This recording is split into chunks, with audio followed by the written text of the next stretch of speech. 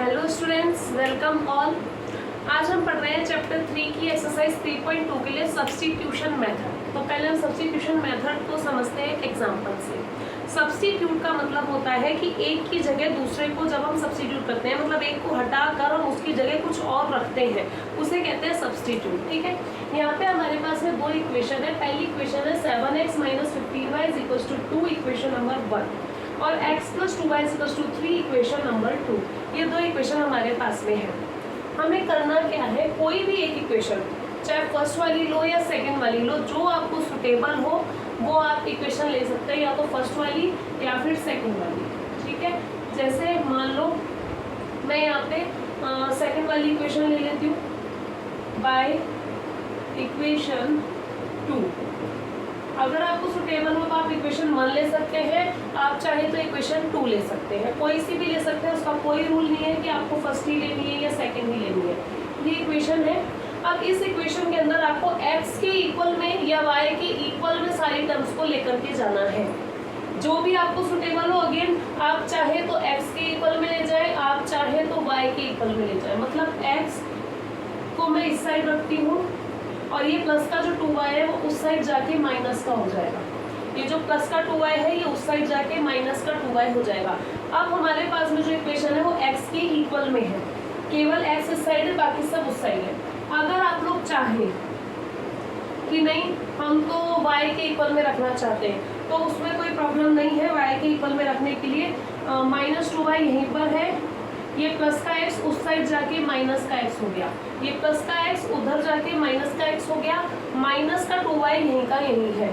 अभी y only y चाहिए हमें, तो y के साथ -2 मल्टीप्लाई में है, तो मल्टीप्लाई वाली टर्म दूसरी साइड जाके डिवाइड में आएगी, नीचे -2 लगेगा। लेकिन वैसे कोई प्रॉब्लम नहीं है, आप इसको भी यूज कर सकते हो, लेकिन ये थोड़ा इजी दिख रहा है क्योंकि इसके अपॉन में कोई टर्म नहीं है, इसके अपॉन में टर्म आ गई। ठीक है, बाकी तो आप कैसे भी कर सकते हो, x को भी के इक्वल में ले सकते हैं, y के इक्वल में ले सकते हैं। अगर पॉसिबल हो तो कोशिश वही करना कि जिसके साथ में कोई भी कोफिशिएंट ना लग रहा हो, आप उसको पहले सॉल्व करें। अब इन दोनों इक्वेशन में मैंने पहले सेकंड वाली इक्वेशन इसलिए ली थी क्योंकि ये इसके अंदर x का कोई कोफिशिएंट नहीं है, x अकेला है। यहाँ पर x के साथ 7 है, y के साथ 15 है, y के साथ 2 है, यहाँ पे x के साथ 1 है, ये अकेला है, इसलिए मैंने इसको काम में लिया। अगर आप इस इक्वेशन से भी आंसर निकालेंगे तब भी वही आंसर आएगा, उसमें कोई प्रॉब्लम नहीं है। सेम आप चाहे x के इक्वल में रखना या y के इक्वल में रखना, उसमें कोई प्रॉब्लम नहीं होगी। ठीक है, तो पहली स्टेप तो हमारी ये हो गई। हम क्या करेंगे, हमने इक्वेशन 2 से वैल्यू निकाली है तो इक्वेशन 1 में रखेंगे। ठीक है, 2 से वैल्यू निकालेंगे तो 1 में रखेंगे, 1 से अगर वैल्यू निकालेंगे तो इक्वेशन 2 में रखेंगे। तो मैंने यहाँ पे इक्वेशन 2 में से x की वैल्यू निकाली है, तो 2 में से निकाली है तो मैं इस वैल्यू को इक्वेशन 1 में रखूंगी। तो हम लिखेंगे put value of x in equation 1, क्योंकि मैंने 2 वाली से वैल्यू निकाली है इसलिए मैं 1 वाली में रखूंगी। अगर आप 1 से आंसर निकालेंगे तो 2 वाली में रखना। x की वैल्यू निकाली है इसलिए x, अगर यहाँ पे आपने y के इक्वल लिया है तो y की वैल्यू हो जाएगी। यहाँ पर मेरे लिए किसकी वैल्यू है, x की वैल्यू है, क्योंकि मैंने x की वैल्यू निकाली है। अगर यहाँ y होता तो y की वैल्यू हो जाती। ठीक है, put value of x in equation 1। अब इक्वेशन 1 को उतार लेते हैं सबसे पहले। अब हमें करना क्या है, जहाँ पर x है वहाँ पर ये वैल्यू लिखनी है पूरी की पूरी। ठीक है, तो देखो 7 का 7 मल्टीप्लाई x है, ये क्या है 7x का मतलब 7 मल्टीप्लाई x। तो हम लिखेंगे 7 मल्टीप्लाई, और इस x की जगह मुझे x नहीं लिखना, x की जगह ये लिखना है। ऐसा मत करना कि दोबारा से x लिख दो, x नहीं लिखा, देखो x को हटा दिया और x की जगह 3 - 2y लिख दिया। ब्रैकेट में लिखना, हमेशा ब्रैकेट में लिखना जिससे साइन की प्रॉब्लम ना हो, कहीं पर भी मिस्टेक ना हो। ठीक है, ये मैंने ब्रैकेट में लिखा। अब -15y = 2, सेम टू सेम उतारा है, बस x की जगह ये वाली जो वैल्यू थी वो रख दी। अगर आपकी जो भी y की वैल्यू आई होगी तो y की जगह लिख देना। ठीक है, ब्रैकेट ओपन करेंगे, 7 को 3 से मल्टीप्लाई करेंगे, 7 3 = 21। अब 7 को 2 से मल्टीप्लाई करेंगे, माइनस लग रहा है, माइनस आ जाएगा, 7 2 = 14y। 7 को माइनस के 2 से मल्टीप्लाई करेंगे, -14y। यहाँ पे है माइनस का 15y = 2। ठीक है। अब हमें क्या करना है, यहाँ पे वाई वाई एक तरफ रखने हैं, नंबर एक तरफ रखने हैं। ठीक है, आपको ऐसी इक्वेशन सॉल्व करनी आती होगी, आप पहले 9th क्लास में 8th क्लास में ये चीज़ सीख चुके हैं। अब हमें क्या करना है, यहाँ पे नंबर एक साइड और y वाली टर्म्स एक साइड। देखो 21 यही है, ये प्लस का 2 है, इक्वल के उस साइड प्लस का 2 है, उसको मैं इधर ले आती हूँ, माइनस का 2 हो जाएगा। और ये जो 14y माइनस का है, इसको उस साइड ले जाती हूँ, प्लस का 14y बन जाएगा। ये माइनस का 15y है, उस साइड जाके प्लस का 15y बन जाएगा। अब देखो मैंने क्या किया है, इक्वल के एक तरफ केवल नंबर है और इक्वल के दूसरे तरफ क्या है, y वाली टर्म्स है। अब देखो 21 माइनस 2 कितना होता है, 19। 21 माइनस 2 19, 14y और 15y को ऐड करना है। देखो एक चीज ध्यान रखना, इसके पास y नहीं है, इसके पास y है, इसके पास y नहीं है, इसके पास y है, तो इन दोनों की कैलकुलेशन नहीं हो सकती। ना तो हम इन दोनों को जोड़ सकते हैं, ना घटा सकते हैं, ना प्लस करेंगे ना माइनस करेंगे। ठीक है, लेकिन यहाँ पे ये दोनों नंबर है, दोनों के पास ही y नहीं है, इसलिए हम इन दोनों की कैलकुलेशन कर सकते हैं।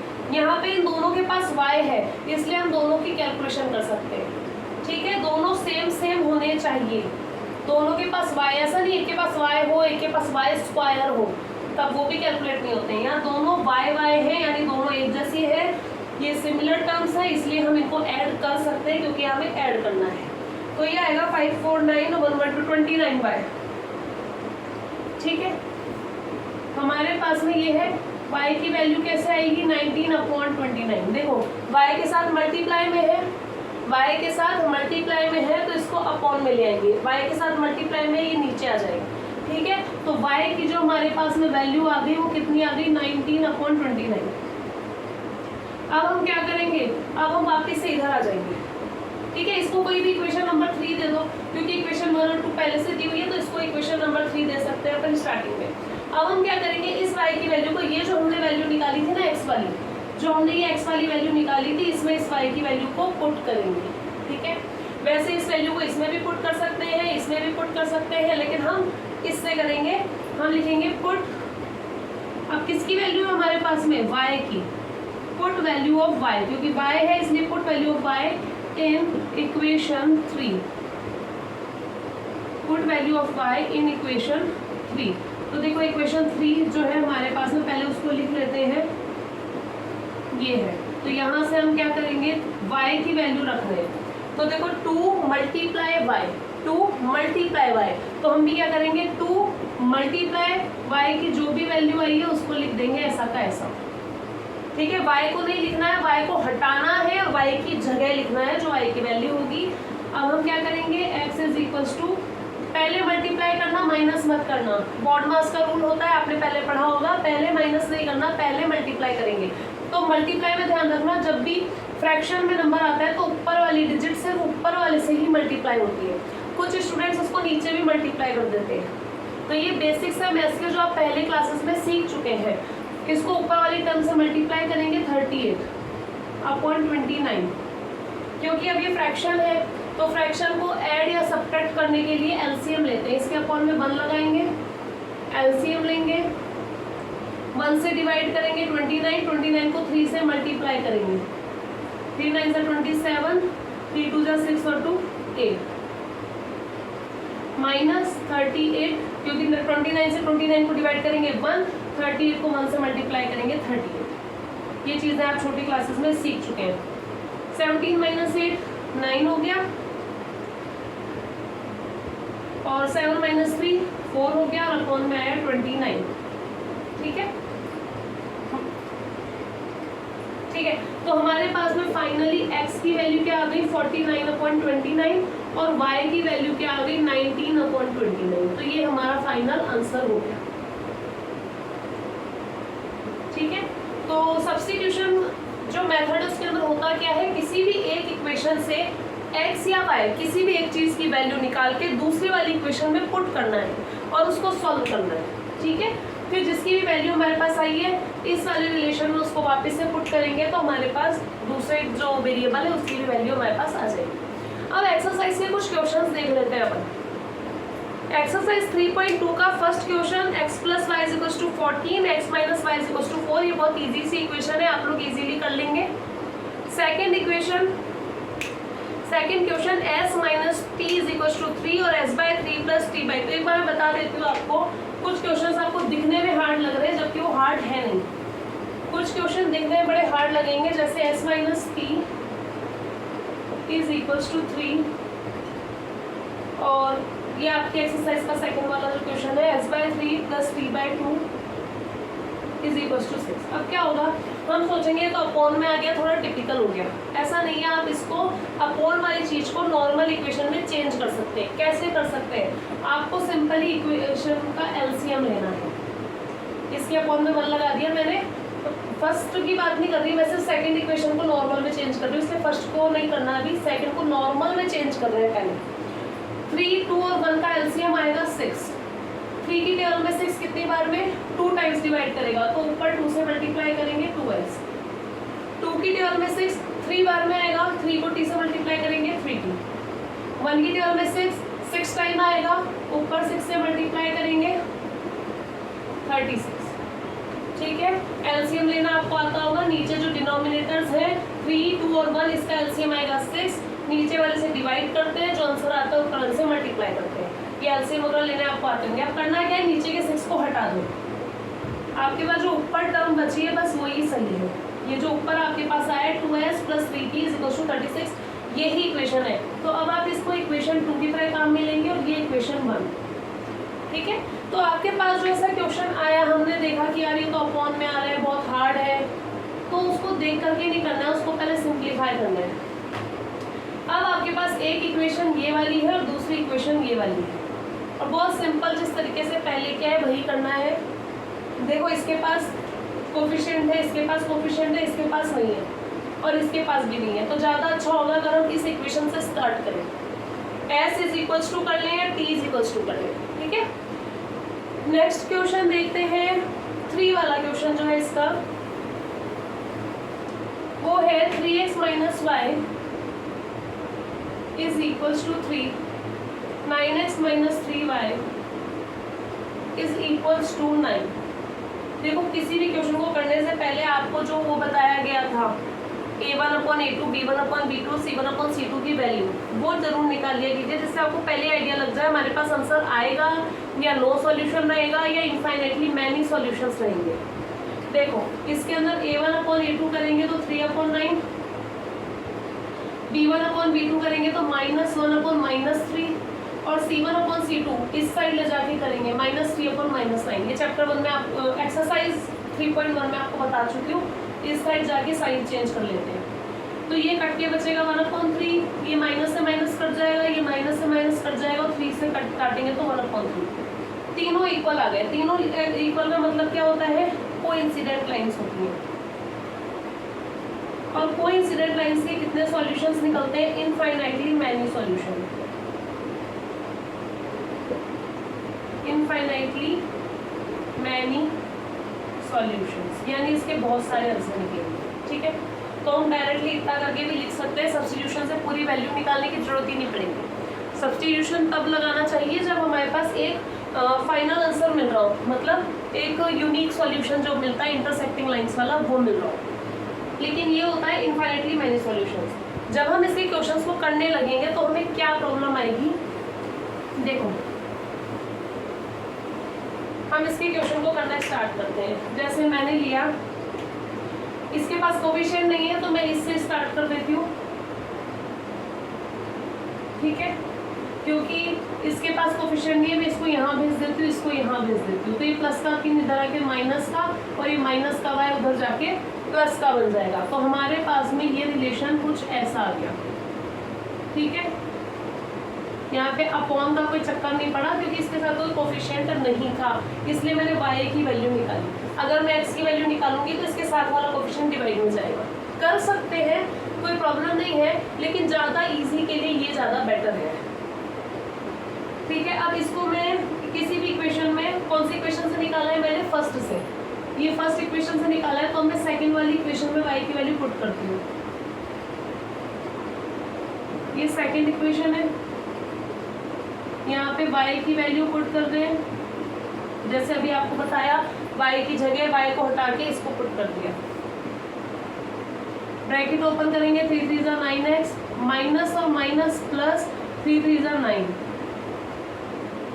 x वाली टर्म्स एक साइड, नंबर वाली टर्म्स एक साइड, ये प्लस का 9 उस साइड गया, माइनस का 9, minus minus 9x 0, 9 minus 9 0, 9x minus 9x 0, 9 minus 9 0। तो कभी भी सॉल्व करते टाइम अगर आपके पास ये कंडीशन बन जाए 0 इक्वल्स 0, कभी भी सॉल्व करते टाइम अगर ये कंडीशन मिल जाए 0 इज इक्वल्स टू 0, तो इसका मतलब क्या है, लाइंस कैसी है, कोइंसिडेंट है और इसके इनफाइनाइटली मैनी सॉल्यूशंस एग्जिस्ट करेंगे।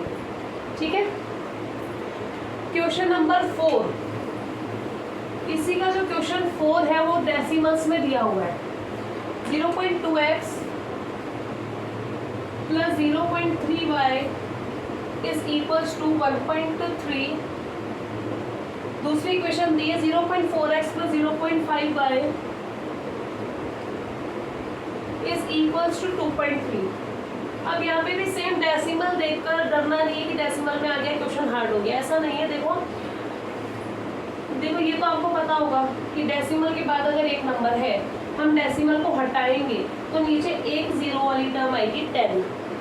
डेसिमल के बाद एक नंबर इसलिए नीचे 10, अगर डेसिमल के बाद 2 नंबर होते तो नीचे 100, डेसिमल के बाद 3 नंबर होते तो नीचे 3 0 1000। ठीक है, तो यहाँ से फिर क्या होता है, पॉइंट हट जाता है, नीचे 10 लिख दिया मतलब यहाँ से पॉइंट हट गया। ठीक है, तो पहली वाली जो इक्वेशन है आप उसको देखो एक बार, 0.2x plus 0.3y is equal to 1.3। मैं यहाँ से पॉइंट हटाऊंगी अपॉन में 10 आएगा, यहाँ से पॉइंट हटाऊंगी अपॉन में 10, यहाँ से पॉइंट हटाऊंगी अपॉन में 10, यानी मेरे पास ये बन गया और इधर से बन गया ये। सबके नीचे 10 है, सबके नीचे सेम नंबर है, एलसीएम ले लेंगे तो 10 ही आएगा ना, तो हम नीचे से सबके 10 को हटा दो, एलसीएम लेंगे 10 आएगा, 10 से 10 कट हो जाएगा, एलसीएम ले लिया, ओनली ये चीज बच गई, ये हो गई इक्वेशन 1। ऐसी इक्वेशन 2 में से सारे पॉइंट हट जाएंगे और वो हमारे पास आ जाएगा 4x plus 5y is equal to 23, क्योंकि इसमें पॉइंट के बाद एक नंबर, पॉइंट के बाद एक नंबर, पॉइंट के बाद एक नंबर, तीनों में 10 ही एलसीएम आएगा। तो अब हमारी इक्वेशन नॉर्मल हो चुकी है, अब हमारी इक्वेशन नॉर्मल हो चुकी है। अब इसमें से आप किसी भी इक्वेशन से स्टार्ट कर सकते हैं। 5 वाला मैं करा देती हूँ, 6 वाला एक बार पहले बता देती हूँ। 6 3x/2, जैसे आपको बताया था एलसीएम ले सकते हैं, minus 5y/3 is equals to -2। एक इक्वेशन ये है, दूसरी इक्वेशन है x/3 plus y/2 is equal to 13/6।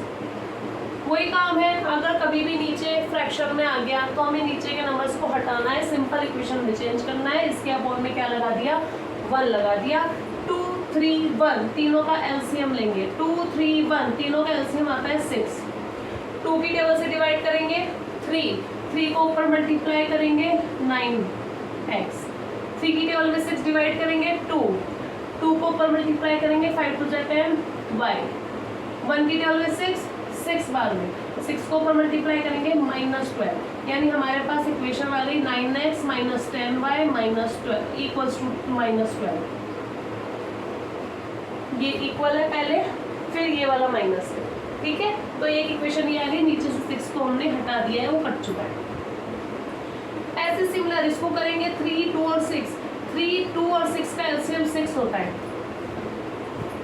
3 की टेबल में 6 2 टाइम्स आएगा, 2 को ऊपर मल्टीप्लाई करेंगे तो ये हो जाएगा 2x। 2 की टेबल में 6 3 टाइम्स में आएगा, 3 को ऊपर मल्टीप्लाई करेंगे हो जाएगा 3y। 6 की टेबल में 6 1 टाइम आएगा, 13 को 1 से मल्टीप्लाई करेंगे 30। नीचे से सेम 6 को अपन हटा देंगे, हमारे पास इक्वेशन बचेगी। ठीक है, तो अब ये दोनों इक्वेशन हमारे लिए सिंपल वाली हो चुकी है। अब सिंपली तरीके से इसको सॉल्व कर सकते हैं। ठीक है, इसमें नीचे वालों का एलसीएम और इसमें नीचे वालों का एलसीएम लेना है। जरूरी नहीं एलसीएम सेम हो, यहाँ सेम है 6 पर, जरूरी नहीं कि 6 ही आएगा या सेम ही आएगा। नीचे वाले डिनोमिनेटर का जो भी एलसीएम हो, नीचे वाले डिनोमिनेटर का जो भी एलसीएम हो। अब एक क्वेश्चन है 5 वाला, वो अंडर रूट में, वो थोड़ा मैं आपको करा देती हूँ खुद।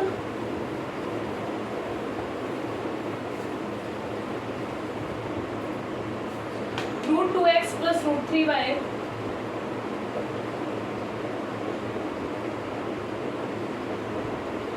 2x plus root 3y is equals to 0, root 3x minus root 8y is equals to 0। ये दो इक्वेशन आपको दी हुई है, ठीक है। हम किसी भी इक्वेशन से स्टार्ट कर देते हैं, equation number 1, equation number 2। Solution start करते हैं। मैंने लिखा बाय इक्वेशन 1 से ले लो, 2 से ले लो, किसी से भी स्टार्ट कर लो। फर्स्ट इक्वेशन है हमारे पास में root 2x plus root 3y is equals to 0। यहाँ से हम x या y किसी की भी वैल्यू ले सकते हैं, तो ये प्लस का रूट 3y को उस साइड भेज देते हैं, माइनस का रूट 3y हो जाएगा। प्लस का रूट 3y उस साइड जाके माइनस का रूट 3y हो जाएगा, क्योंकि वहाँ 0 है। और ये रूट 2 मल्टीप्लाई में है जो डिवाइड में आ जाएगा। ये रूट 2 x के साथ मल्टीप्लाई में है, डिवाइड में आ जाएगा। साइन को मत छोड़ देना, माइनस लगा हुआ है। इसको मैं इक्वेशन नंबर 3 नाम देती हूँ। x की वैल्यू निकालिए इक्वेशन 1 से, किस में रखेंगे? इक्वेशन 2 में। इक्वेशन 1 से वैल्यू निकालेंगे तो किस में लिखेंगे? इक्वेशन 2 में। बाय नहीं, पुट वैल्यू ऑफ x। हमने किसकी वैल्यू निकाली है? x की। तो हम लिखेंगे put value of x in equation 2। क्यों? क्योंकि हमने फर्स्ट वाली इक्वेशन से वैल्यू निकाली है, तो इक्वेशन 2 में पुट करेंगे, और x की वैल्यू है तो x को पुट करेंगे। Equation root 2x plus second वाली root 3x minus root 8y is equals to 0। x की जगह ये लिखना है, यानी रूट 3 मल्टीप्लाई x की जगह, x को हटाना है, x को वापस नहीं लिखना, x को हटा के x की जगह इसकी value minus root 3y upon root 2। Sign की गड़बड़ मत करना, साइन को छोड़ना नहीं है। बाकी सब ऐसा कैसा हमने उतार दिया, बस इस x को हटा के x की जगह वैल्यू लिखिए, ठीक है। अब हम देखते हैं इसके आगे। अभी मैंने कहा था जब भी मल्टीप्लाई करेंगे अंदर फ्रैक्शन हो तो ऊपर वाला नंबर केवल ऊपर से ही मल्टीप्लाई होता है, नीचे वाले से मल्टीप्लाई नहीं होता है। एक रूल आपको पता होना चाहिए, रूट 3 से मल्टीप्लाई करके 3 हो जाएगा, रूट 2 से मल्टीप्लाई होके 2 हो जाएगा, रूट 5 से मल्टीप्लाई होके 5 हो जाएगा, ठीक है। रूट में अगर सेम नंबर हो, मल्टीप्लाई हो रहे हो, तो रूट हट करके वो आंसर आ जाएगा। तो यहाँ पे भी हमारे पास वही है, रूट 3 को रूट 3 से मल्टीप्लाई करेंगे तो 3 आएगा, और ये वाला माइनस और ये वाला y, ठीक है, क्योंकि प्लस माइनस से मल्टीप्लाई हो रहा है, तो माइनस 3y बन गया ये, ठीक है ना। प्लस का रूट 3 मल्टीप्लाई हो रहा है ना, तो प्लस माइनस माइनस, और रूट 3 से मल्टीप्लाई होगा 3, और एक y भी है तो y, और नीचे रूट 2 ऐसा का ऐसा रहेगा, ये किसी से मल्टीप्लाई नहीं होगा। आगे minus root 8y is equals to 0। अब क्या करना है? कोई एलसीएम लेना है। एलसीएम में देखो, एलसीएम ले सकते हैं तीनों का, नहीं तो एक काम और कर सकते हैं, जैसे कि इसके अपॉन में लग रहा है, ये इसके अपॉन में लग रहा है, तो इन दोनों के नीचे तो नहीं लग रहा, तो इसको इन दोनों से मल्टीप्लाई कर दो। इससे मत करना, जिसके नीचे लगा हुआ है उससे मल्टीप्लाई मत करना, जिसके डिनोमिनेटर में हो उसके न्यूमरेटर से मल्टीप्लाई मत करना।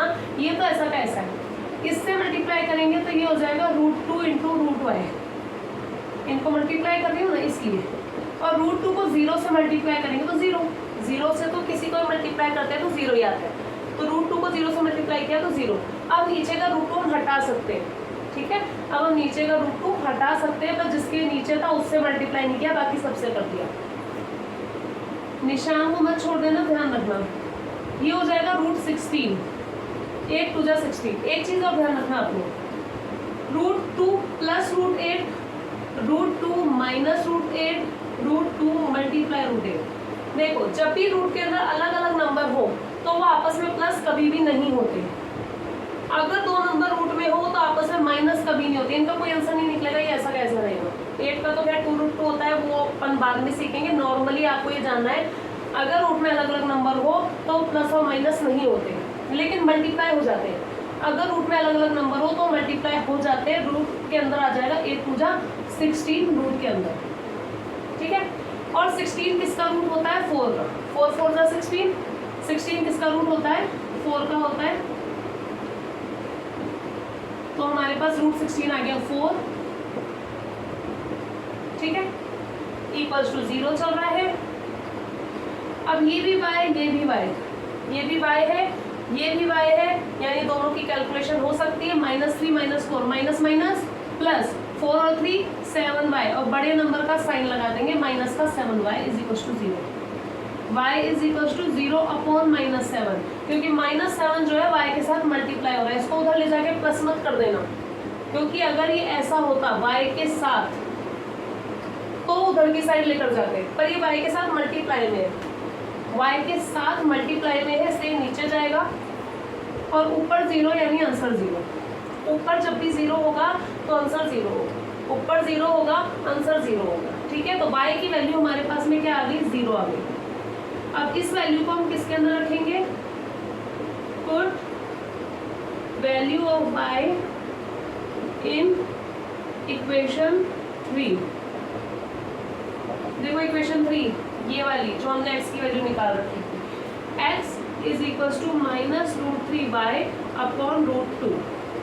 तो हमें क्या करना है यहाँ पे, अब x y की जगह लिखना है बस। भाई ये तो हमारे पास था जो तो था ही, और किसी को नहीं छेड़ा। बस y क्या हो रहा है, मल्टीप्लाई हो रहा है। √3 के साथ y क्या हो रहा है, बीच में कौन सा निशान है, मल्टीप्लाई। ठीक है, यहाँ पे क्या है, मल्टीप्लाई हो रहा है, तो मल्टीप्लाई कर देंगे y की वैल्यू से। y को नहीं लिखना, y की वैल्यू 0 है, 0 को लिखेंगे, और 0 से किसी को भी मल्टीप्लाई करो आंसर क्या आता है, 0। यानी यहाँ पर x भी क्या आ गया, 0, और y भी क्या आ गया, 0। तो ये हमारा आंसर हो गया, x भी 0 है और y भी 0 है। ठीक है, तो ये भी एक यूनिक सॉल्यूशन है इंटरसेक्टिंग लाइन वाला। ऐसा नहीं समझना कि 0 आ गया तो इनफाइनाइटली मैनी सॉल्यूशन होगा या नो सॉल्यूशन हो गया। आंसर है 0, x भी 0, y भी 0, यही आंसर। ठीक है, तो आगे क्वेश्चन आप लोग करना। अगर आपको समझ नहीं आए तो आप मुझे कमेंट कर सकते हैं, आगे की क्लास में आपको उसका वीडियो बनाकर भेज दूंगी। Thank you.